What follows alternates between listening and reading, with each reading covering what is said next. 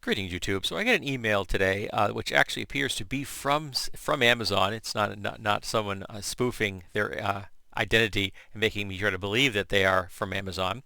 And it dealt with security, and they were talking about some common things that people have encountered because of their connection to the Amazon website.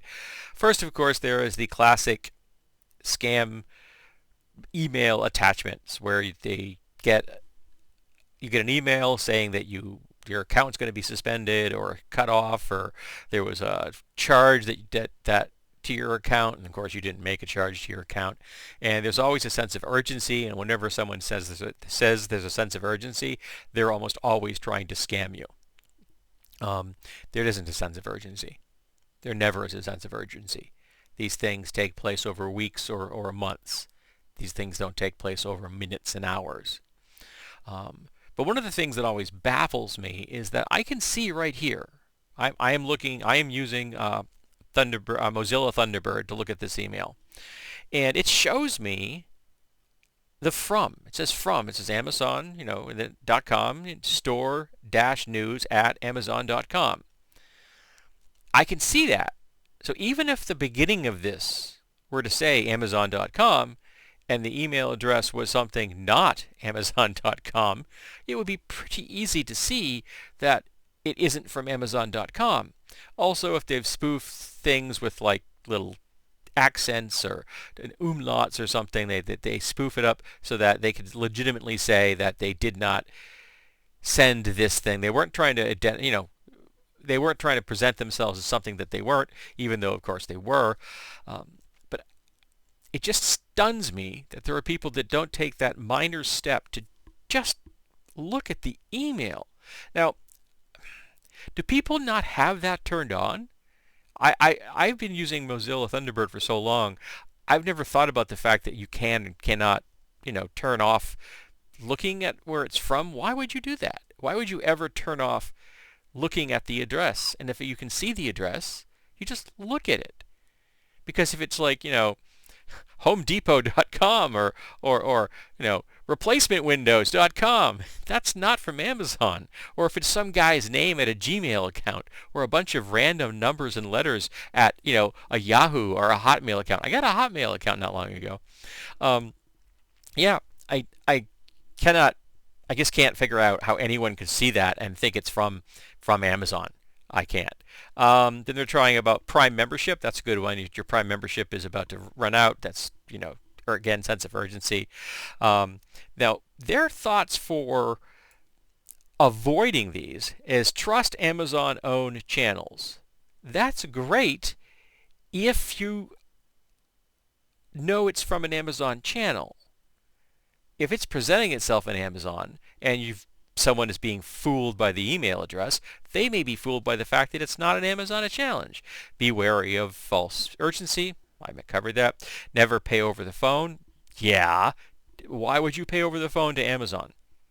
What conceivable reason? You've never paid over the phone for Amazon, other than like maybe using your phone as a computer so that you could then buy something. I've never actually buy things on my phone.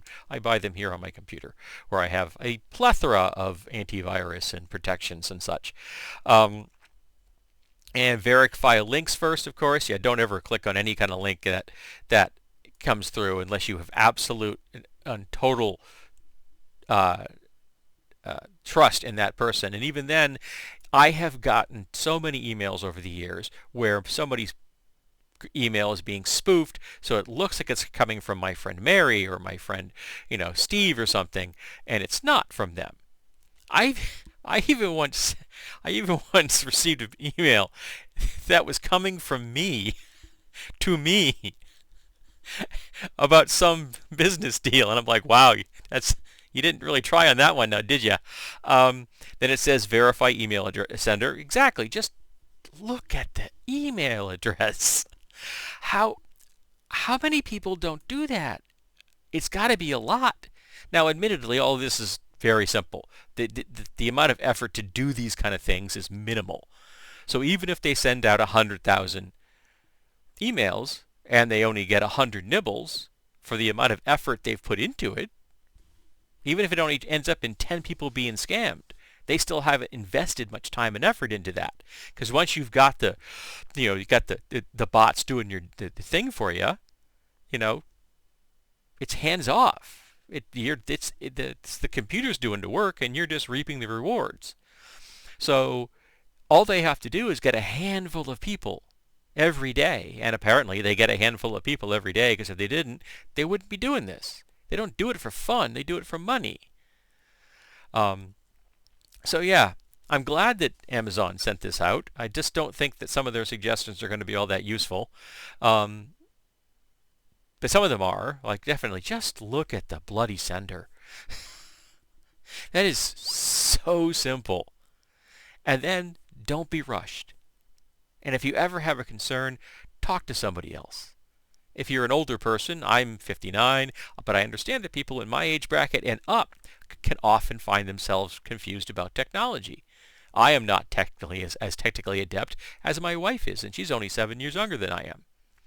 Um, so take your time, breathe, don't be rushed, look at people's emails, make sure it makes any kind of goddamn sense, because most of the time it doesn't. Most of the time, it is not even close. I have only rarely found one that made me wonder, even for a moment, whether it could legitimately be from something. And then if I did think that, I would then do a search online for that email address to make sure that it was legitimate or not. Or for that type of email to see if it's a scam. In every single case I've ever done that with, it has been a scam. Sometimes the emails are frequently used enough that they'll actually kick up in a search and they'll show you, yeah, this is a piece of bullshit. Don't get played by it. Or the type of email being sent to you, again, the search will say, yeah, it's BS. Don't get pulled in by this. So just a smidge of due diligence will save you a lot of money. I'm not saying I'm immune to it, because I'm not, but I'm fairly savvy. And so far, I have not been pulled in, which is a good thing. I'm happy about that. And I have, I use two-factor authentication for things when it comes to signing into stuff. So that's got my butt covered. And then it's saying, hey, is this you who just signed into this thing? Sometimes in multiple places. So I will sign into something, and all of a sudden, my phone and my computer are all pinging at me saying, hey, did you just do this thing? Yes, I did just do that thing, but thank you for asking. All right, so yeah, be careful, folks. But yeah, look at the sender.